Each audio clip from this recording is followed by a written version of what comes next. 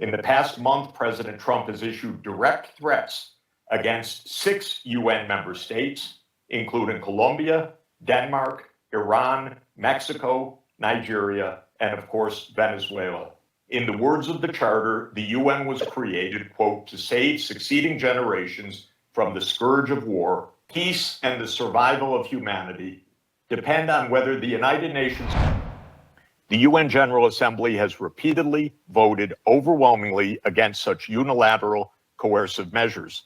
Under international law, only the Security Council has the authority to impose such measures. On the 23rd of January 2019, the United States unilaterally recognized Mr. Juan Guaido as interim president, and a few days later froze approximately $7 billion of Venezuelan sovereign assets held abroad and gave the designated authority over certain of these assets. These actions form part of a continuous U.S. regime change effort spanning more than 2 decades.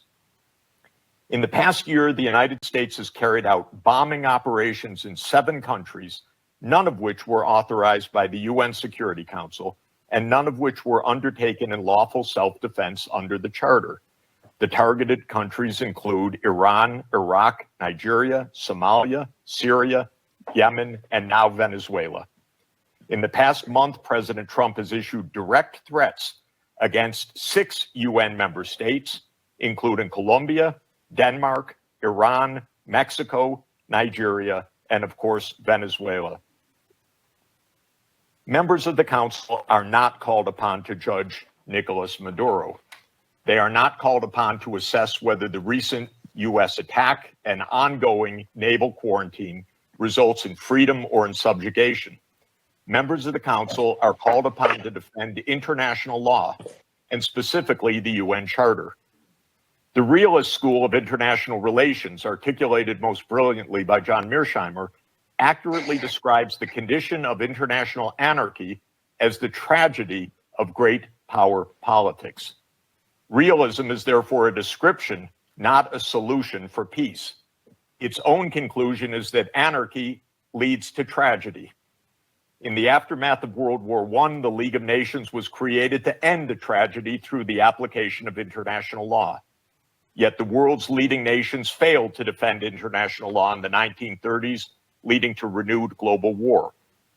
The United Nations emerged from that catastrophe as humanity's second great effort to place international law above international anarchy. In the words of the Charter, the UN was created, quote, to save succeeding generations from the scourge of war, which twice in our lifetime has brought untold sorrow to mankind. Given that we are in the nuclear age, failure cannot be repeated. Humanity would perish. There would be no third chance. To fulfill its responsibilities under the Charter, the Security Council should immediately affirm the following actions. The United States shall immediately cease and desist from all explicit and implicit threats or use of force against Venezuela. The United States shall terminate its naval quarantine and all related coercive military measures undertaken in the absence of authorization by the UN Security Council. The United States shall immediately withdraw its military forces from within and along the perimeter of Venezuela, including intelligence, naval, air, and other forward deployed assets positioned for coercive purposes.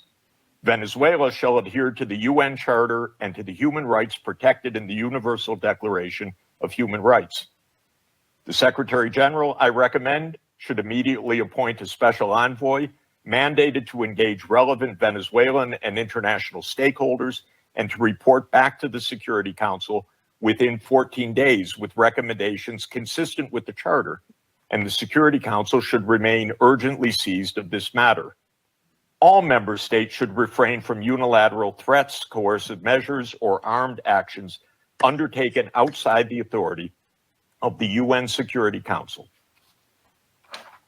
In closing, Mr. President and distinguished members of the Council, peace and the survival of humanity depend on whether the United Nations Charter remains a living instrument of international law or is allowed to wither into irrelevance.